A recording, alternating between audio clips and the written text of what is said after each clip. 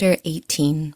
Most Holy Mary arranges the order of her daily exercises in the house of Zacharias, some incidents in her intercourse with Saint Elizabeth.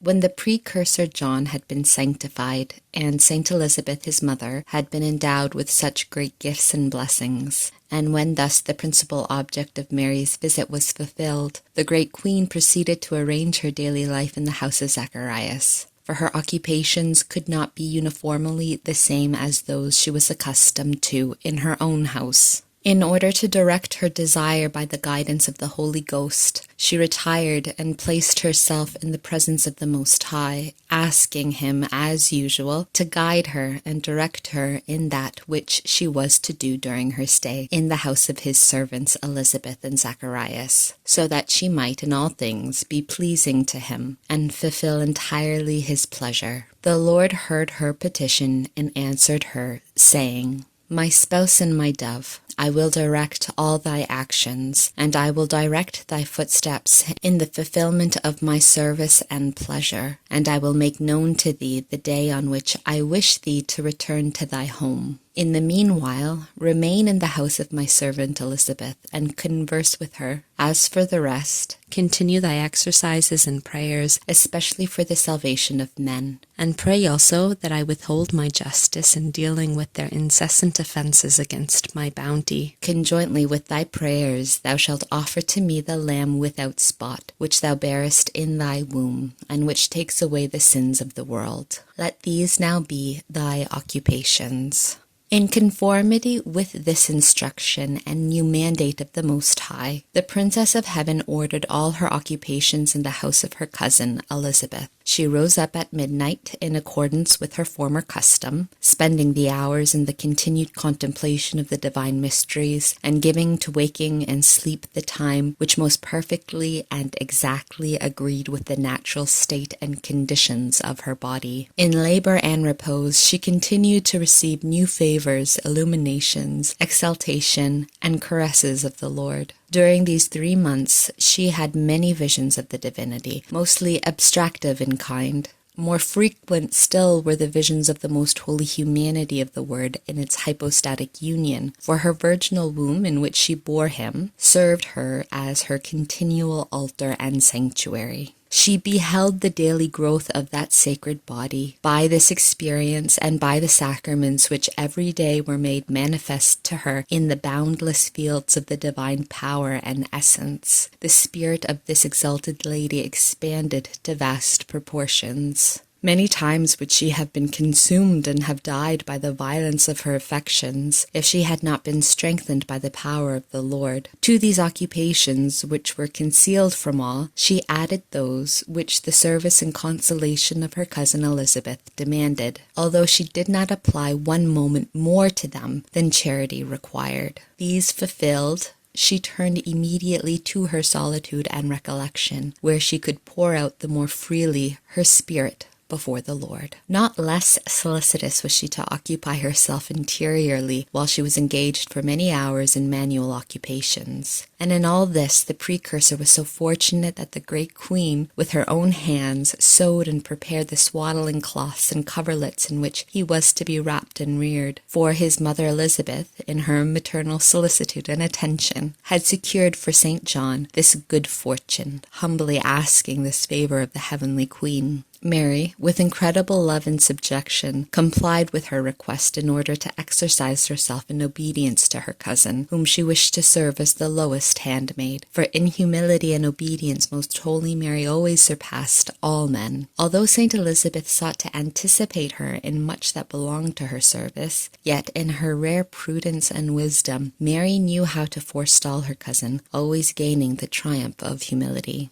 In this regard, a great and sweet competition arose between the two cousins, which was very pleasing to the Most High, and wonderful in the sight of the angels. For Saint Elizabeth was very solicitous and attentive in serving Our Lady and Great Queen, and in commanding also the same service to be rendered her by all the inmates of the house. But she, who was the teacher of virtues, most holy Mary, being still more attentive and eager to serve, met and diverted the anxieties of her cousin, saying, "My dear cousin, I find my consolation in being commanded and in obeying during all my life. It is not good that thy love should deprive me of the comfort I feel therein. Since I am the younger one, it is proper that I serve not only thee as my mother, but all in thy house. Deal with me as with thy servant, as long as I am in thy company." Saint Elizabeth answered, "My beloved lady, it beseems much more that I obey thee, and that thou command and direct me in all things. And this I ask of thee with greater justice. For if thou, the mistress, wishest to exercise humility, I on my part owe worship and reverence to my God and Lord, whom thou bearest in thy virginal womb. And I know that thy dignity is worthy of all honor and reverence." And the most prudent virgin rejoined, "My son and Lord did not choose me for his mother, in order that I receive reverence as mistress. For his kingdom is not of this world, nor did he come into it in order to be served, but to serve, and to suffer, and to teach obedience and humility to mortals, condemning fastidiousness and pride. Since therefore his majesty teaches me this, and the highest calls himself the ignominy of men, how can I, who am his slave and do not merit the company of creatures, consent that thou serve me, who art formed according to his image and likeness?"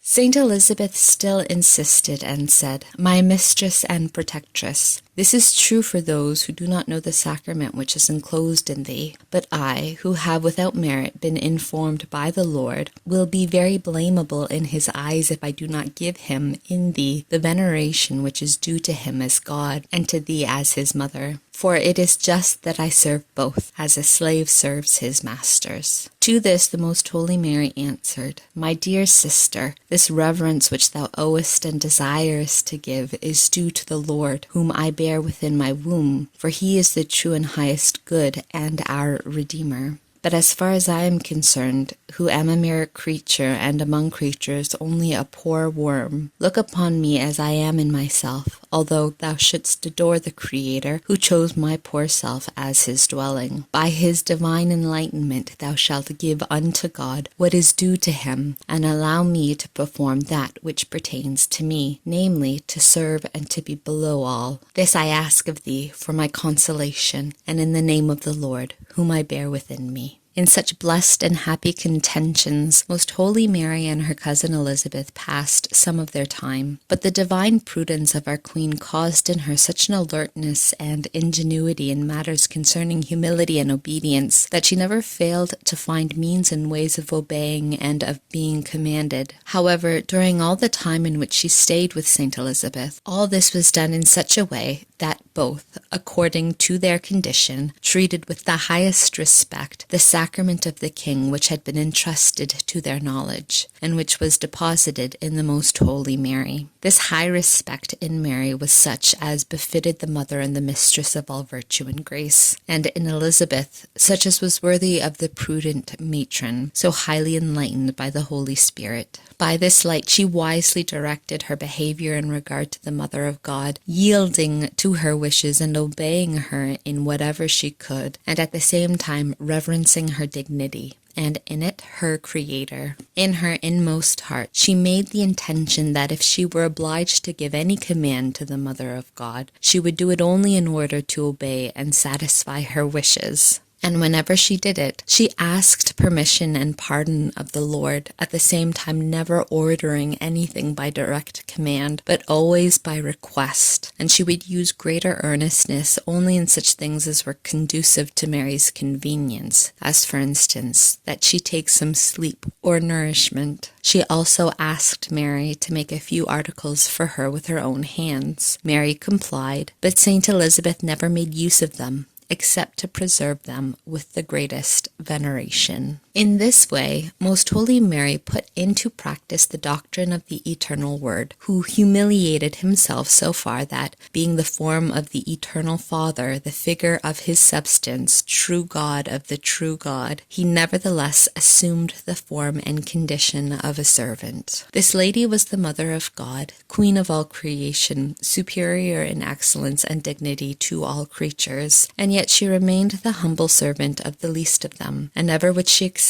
homage and service as if due to her, nor did she ever exalt herself or fail to judge of herself in the most humble manner. What shall we now say of our most execrable presumption and pride? Since full of the abomination of sin, we are so senseless as to claim for ourselves with dreadful insanity the homage and veneration of all the world. And if this is denied us, we quickly lose the little sense which our passions have left us. This whole heavenly history bears the stamp of humility, and is a condemnation of our pride. And since it is not my office to teach or correct, but to be taught and to be corrected, I beseech and pray all the faithful children of light to place this example before their eyes for our humiliation. It would not have been difficult for the Lord to preserve his most holy mother from such extreme lowliness, and from the occasions in which she embraced it. He could have exalted her before creatures, ordaining that she be renowned, honored, and respected by all, just as he knew how to procure homage and renown for others, as Assuerus did for Mardocus. Perhaps if this had been left to the judgment of men, they would have so managed that a woman more holy than all the hierarchies of heaven, and who bore in her womb the Creator of the angels and of the heavens, should be surrounded by a continual guard of honor, withdrawn from the gaze of men, and receiving the homage of all the world. It would have seemed to them unworthy of her to engage in humble and servile occupations, or not to have all things done only at her command, or to refuse homage, or not to exercise fullest authority. So narrow is human wisdom, if that can be called wisdom, which is so limited. But such fallacy cannot creep into the true science of the saints, which is communicated to them by the infinite wisdom of the Creator, and which esteems at their just weight and price these honors without confounding the values of the creatures. The Most High would have denied his beloved mother much and benefited her little if he had deprived and withdrawn from her the occasion of exercising the profoundest humility, and had instead exposed her to the exterior applause of men. It would also be a great loss to the world to be without this school of humility, and this example for the humiliation and confusion of its pride. From the time of her receiving the Lord as her guest in her house, though yet in the womb of the Virgin Mother, the holy Elizabeth was much favored by God. By the continued conversation and the familiar intercourse with the heavenly Queen, in proportion as she grew in the knowledge and understanding of the mysteries of the Incarnation, this great matron advanced in all manner of sanctity, as one who draws it from its very fountain. A few times she merited to see Most Holy Mary during her prayers, ravished and raised from the ground, and altogether filled with divine splendor and beauty, so that she could not have looked upon her face, nor remain alive in her presence, if she had not been strengthened by divine power. On these occasions, and at others, whenever she could be witness of them without attracting the attention of Most Holy Mary, she prostrated herself and knelt in her presence, and adored the incarnate Word in the virginal temple of the Most Holy Mother. All the mysteries which became known to her by the divine light and by the intercourse with the great Queen, Saint Elizabeth sealed up in her bosom, being a most faithful depositary and prudent secretary of that which was confided to her. Only with her son John and with Zechariah, during the short time in which he lived after the birth of his son, Saint Elizabeth conversed to some extent concerning those sacraments which had become known to all, but in all this she acted as a courageous, wise, and very holy woman.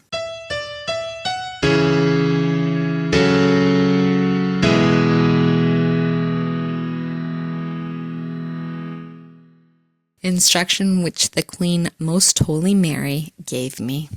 My daughter, The favors of the Most High and the knowledge of his divine mysteries in the attentive souls engender a kind of love and esteem of humility, which raises them up with a strong and sweet force, like that which causes fire to ascend, like the gravity which causes a stone to fall, each of them striving to reach its own and natural sphere. This is done by the true light, which places the creature in the possession of a clear knowledge of its own self, and attributes the graces to the proper source, whence all perfect things come, and thus it brings all things into correct balance. And this is the most proper order of right reason which overthrows, and, as it were, exerts violence against the false presumption of mortals. On account of this presumption of pride, the heart wherein it lives cannot strive after contempt, nor bear it, nor can it suffer a superior over itself, and is offended even at equals. It violently opposes all in order to place itself alone above all fellow creatures. But the humble heart is abased in proportion to the benefits it receives, and in its interior quietly grows a desire or an ardent hunger for self-abasement, and for the last place. It is violently disturbed in not finding itself esteemed as the inferior of all, and in being deprived of humiliation.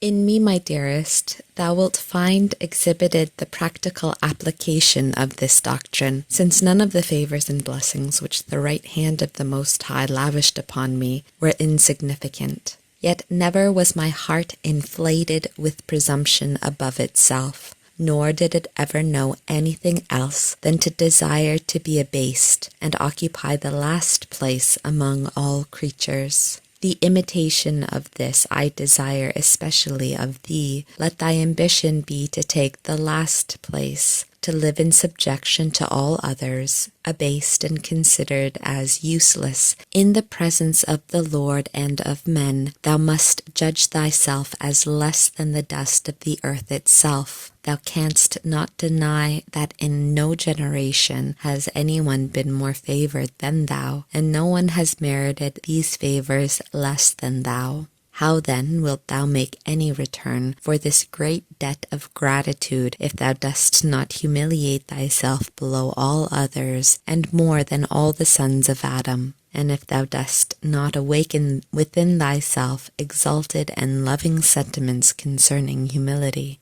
It is good to obey the prelates and instructors, therefore do it always. But I desire that thou go much farther, and that thou obey the most insignificant of thy fellow beings in all that is not sinful, and in such a way as if thou wert obeying the highest of thy superiors. And I desire that in this matter thou be very earnest, as I was during my earthly life.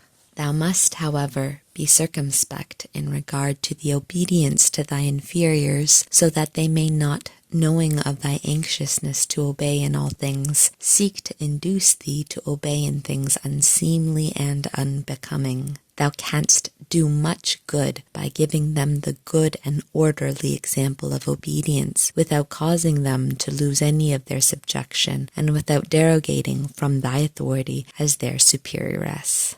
If any disagreeable accident or injury should happen which affects thee alone, accept it gladly, without so much as moving thy lips in self-defense, or making any complaints. Whatever is an injury to God, do thou reprehend without mixing up any of thy own grievances with those of his majesty, for thou shouldst never find any cause for self-defense, but always be ready to defend the honor of God. But neither in the one nor the other allow thyself to be moved by disorderly anger and passion. I wish also that thou use great prudence in hiding and concealing the favors of the Lord, for the sacrament of the King is not to be lightly manifested, nor are carnal men capable or worthy of the mysteries of the Holy Ghost. In all things imitate and follow me, since thou wishest to be my beloved daughter. This thou wilt attain by obeying me, and thou wilt induce the Almighty to strengthen and direct thy footsteps to that which I desire to accomplish in thee. Do not resist him, but dispose and prepare thy heart sweetly and quickly to obey his light and grace. Let grace not be void in thee, and labor diligently, and let thy actions be performed in all perfection.